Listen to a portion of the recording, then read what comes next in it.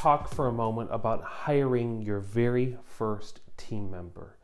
So how do you decide what to create a job for and ultimately end up searching for in that first person?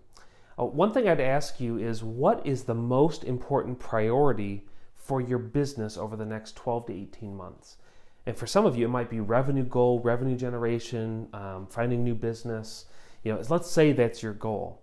I would then ask the question, what are all the different activities that you currently pursue and do as the entrepreneur that leads your group? So for instance, you might have email on there, schedule management, you might have networking events or finding new leads, sales conversations. Make a long list of all the different activities that you do. Try to mix them up based on categories and so on. So not all of them are administrative, some are sales related, some are actually doing the physical work, technician related, but make a list. And then begin running that list in tournament style to filter the items out based on which of these items, which of these actions would help you create the momentum you need to hit that goal that we asked about in step one. So again, what's the priority, the goal? If it's revenue generation, which of the tasks and responsibilities of this list help you to meet that goal most effectively? So you begin moving through that tournament bracket. You're going to come up with the top 3, 4, 5 different activities that you should be using to prioritize your time as the leader of your organization to help you hit that goal or target. Well, what do you do with the other activities that are so essential and so important to the foundation of the daily activity of the business? That is what I would start with as your job description for your first hire. So assuming that it could be an administrative support team member perhaps that would do email, schedule management, some of the administrative support that help you do the work of revenue generating for your organization, that would be a great place to start. There are 3 things I would encourage you to look for as you're seeking that first new hire. The first is character, the second is competence, and the third, chemistry.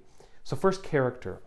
Does this person match up to core values that you feel are important to your business? Because remember, when you're a solopreneur, just how you decide to behave that day are the core values of your organization. But as you begin to grow and develop, you're going to need to really define what those values are, because you're going to be scaling your own self through those values.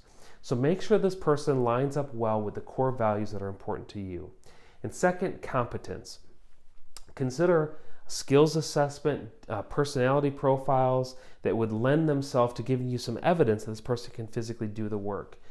We've done sample projects, trial work projects, to really see, can this person handle the process or the actual work that they'll be doing. So competence is important to investigate. Do they have a background in doing what they suggest doing for you?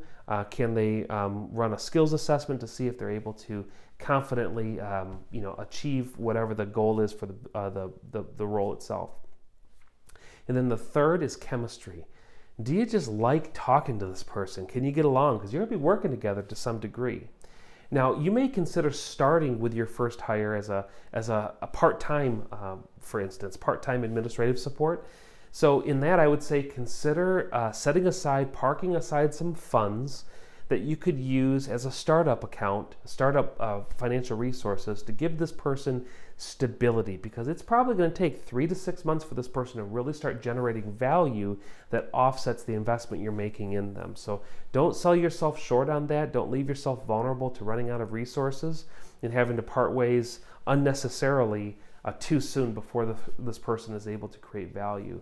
So again, a pro tip here is to set aside some financial resources, whether that's 3 or 4 months worth of their salary, to use as kind of a startup fund to help this person start consistently and well. And then the last thing I'd say is, well, how should you find this person? So in some cases, it makes sense to tap your personal network. Perhaps you already know of somebody that could fit the particular role that you're looking to expand with. Start there, because you have a sense of knowing, does this person fit culturally, and is the chemistry already there? You might already have a good sense of how this person would fit in the culture of your 2-person team at this point. Another option to consider is virtual. A virtual assistant, in most cases, team members don't necessarily have to be physically proximity to you. They could be remote. They could work from their own home office and so on.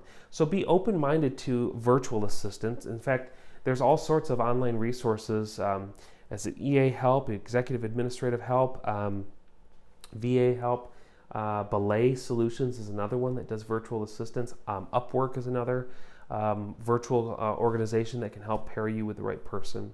And then the other is, you might consider job posting. Now, I'll tell you, job posting, you can get all sorts of different resumes to come through, and so there's a whole other set of challenges that you're going to navigate as you try to discern on paper who is the person you want to meet with, because you can't possibly interview 50 candidates and still have an operation. So again, those would be the recommendations for me. To start with your personal network. Is there somebody that you could ask for referral, somebody that knows you that could recommend that person to you? And perhaps even consider a virtual assistant organization that could help pair you based on a profile for you, the job, the position. You pay a premium for that, but could they pair you? And then third, consider job posting in order to find that individual as well. Hopefully these tips help you as you consider involving and inviting the next person to your team and scale your business forward.